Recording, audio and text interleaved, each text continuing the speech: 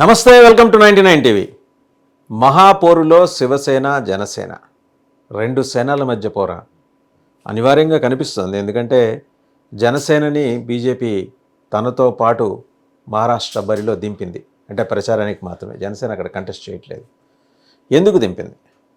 జనసేనానికి ఉన్న గ్లామర్, జనసేనానికి ఉన్న ఈ జనాల అటెన్షన్ని డ్రా చేసే పవర్, ఇవన్నీ కూడా బీజేపీకి అక్కడ ఆయుధాలు కాబోతున్నాయి.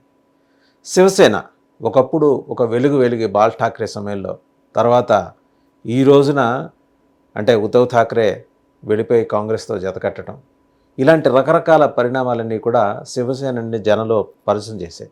అలాగని బీజేపీ ప్రతిష్ట అమాంతం అక్కడ పెరిగిపోయిందేమీ లేదు. శివసేన చీలిక వర్గంతో కలిపి గవర్నమెంట్ ఫామ్ చేసి షిండేని ముఖ్యమంత్రిగా చేసిన తర్వాత, ముఖ్యమంత్రిగా అంతకుముందు బాధ్యతలు నిర్వహించిన ఫడ్నవీస్ డిప్యూటీ చీఫ్ మినిస్టర్గా అక్కడ ఉద్యోగం చేయాల్సిన పరిస్థితి. బీజేపీ సర్దుకుపోయే రాజకీయాల్లో చాలా నేర్పరితనం చూపిస్తుంది, గడసరితనం కూడా చూపిస్తుంది. పవన్ కళ్యాణ్ గారి డైలాగ్ ఒకటి ఉంటుంది, మనకు తరచూ మాట్లాడుకుంటుంటాం.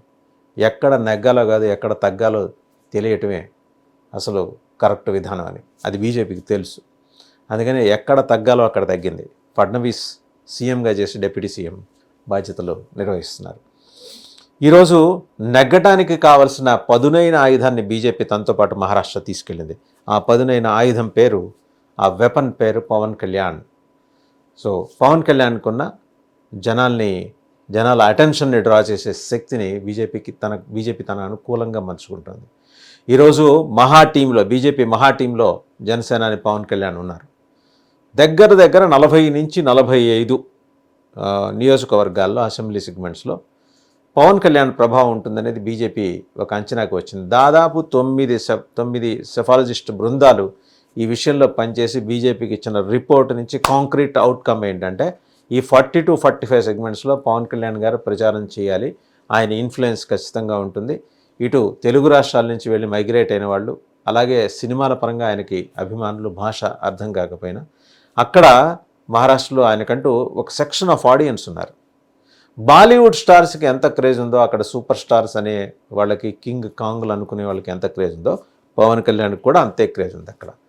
ఆయన ఈరోజు ఎస్టాబ్లిష్డ్ పొలిటికల్ లీడర్గా ఆంధ్రప్రదేశ్లో ఎంతటి ప్రభావం చూపిస్తున్నారో బీజేపీ అక్కడ చెప్పబోతోంది. చెప్పే ప్రయత్నం ఆల్రెడీ మొదలెట్టింది. దానికి సంబంధించిన స్కెచ్ కూడా పూర్తయింది. ఒక తపన ఉంటే, ప్రజలకు సేవ చేయాలని ఒక తపన ఉంటే, సొంత డబ్బును కూడా ఆయన పదవిలో ఉన్నా సరే, డిప్యూటీ చీఫ్ మినిస్టర్ హోదాలో ఉన్నా సరే, 6 కోట్ల రూపాయల సొంత డబ్బుని జనం కోసం ఎలా ఇచ్చారు ఆయన. ఇది ఒక ప్రచారాస్త్రంగా అక్కడ మలుచుకోబోతోంది బీజేపీ.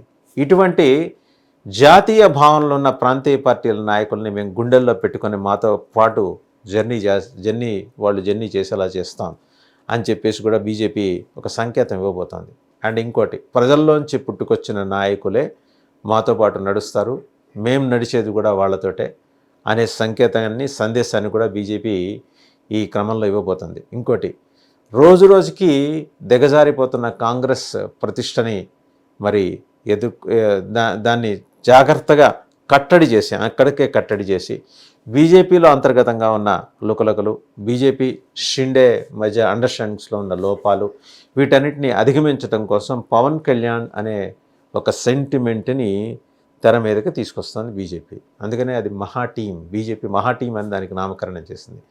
సో యోధులు ఉత్తరప్రదేశ్, అక్కడే మధ్యప్రదేశ్, అలాగే ఉత్తర భారతదేశంలో చాలా చోట్ల బీజేపీకి ఉన్న, ఈరోజు పవన్ మీద బ్యాంక్ అవటానికి గల కారణం ఏంటి, ఆ 45 సెగ్మెంట్లు ఏంటి, ఆ 45 సెగ్మెంట్లో పవన్ కళ్యాణ్ ప్రభావం ఏంటి, చాలా డీటెయిల్డ్ రిపోర్ట్ బీజేపీ తెప్పించుకుంది.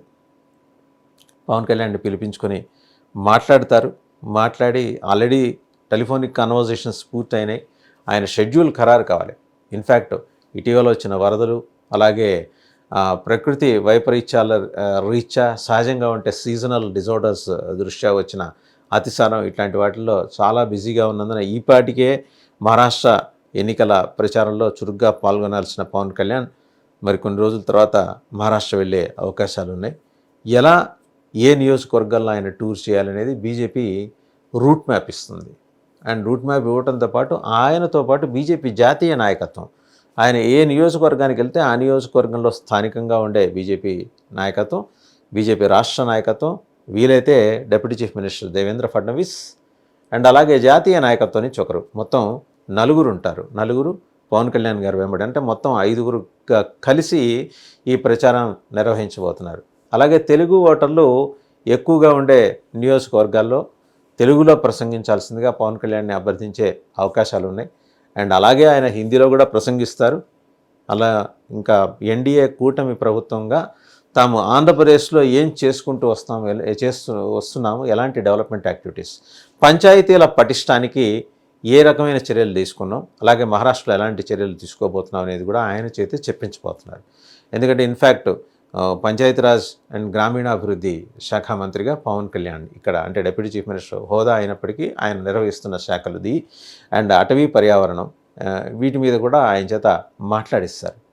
గంజాయి స్మగ్లింగ్, అలా గంజాయి ఉత్పత్తి, స్మగ్లింగ్ అండ్ ఎర్రచందనం స్మగ్లింగ్, వీటిని అరికట్టడానికి ఆంధ్రప్రదేశ్ ప్రభుత్వం ఇప్పటికే ఎలాంటి చర్యలు తీసుకుంటున్నది, అలాగే గంజాయి విస్తరించకుండా, మహారాష్ట్రలో విస్తరించకుండా ఎలా కట్టడి చేయవచ్చు అనేది కూడా చాలా సైంటిఫిక్గా ఆయన ప్రసంగాల్లో చొప్పించే ప్రయత్నం, ఆయన చేత చెప్పించే ప్రయత్నం కూడా బీజేపీ చేస్తుంది అక్కడ.